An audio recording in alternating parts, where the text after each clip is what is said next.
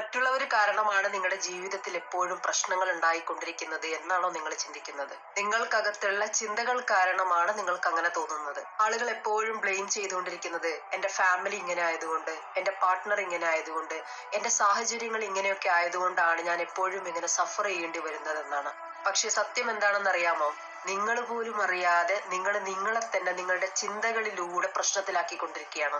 എനിക്ക് കഴിയില്ല എന്ന ചിന്ത, ഈ ഒരൊറ്റ ചിന്ത മാത്രം മതി നിങ്ങൾ ശ്രമിക്കാതിരിക്കാനും പുതിയ അവസരങ്ങൾ അവോയ്ഡ് ചെയ്യാനും. നിങ്ങൾ ശ്രമിക്കാതിരിക്കുമ്പോൾ നിങ്ങളുടെ ലൈഫ് നാച്ചുറലി സ്ട്രക്ക് ആവും. ഇവിടെ കഴിവില്ലാത്തത് കൊണ്ടല്ല, നിങ്ങൾക്ക് ശ്രമിക്കാൻ തന്നെ പേടിയാണ്. കുറെ ആളുകൾ ചിന്തിക്കുന്നത് എനിക്ക് ഭാഗ്യമില്ല. ഈ ഒരു ചിന്ത വളരെ ഡേഞ്ചറസ് ആണ്. ഈ ഒരു ചിന്ത നിങ്ങളിൽ ഉണ്ടായാൽ നിങ്ങൾ എല്ലാത്തിനെയും ബ്ലെയിം ചെയ്യും, ഒരു റെസ്പോൺസിബിലിറ്റീസും ഏറ്റെടുക്കില്ല. അതിന്റെ ഫലമോ ഗ്രോത്ത് ഇല്ല.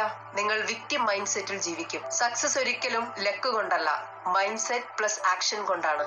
എന്റെ ജീവിതം മൊത്തം പ്രശ്നമാണ്, ഇങ്ങനെയാണ് നിങ്ങൾ ചിന്തിക്കുന്നതെങ്കിൽ നിങ്ങൾ നിങ്ങളുടെ നെഗറ്റീവ് ഫിൽട്ടർ ഉപയോഗിച്ചാണ് എല്ലാം കാണുന്നത്.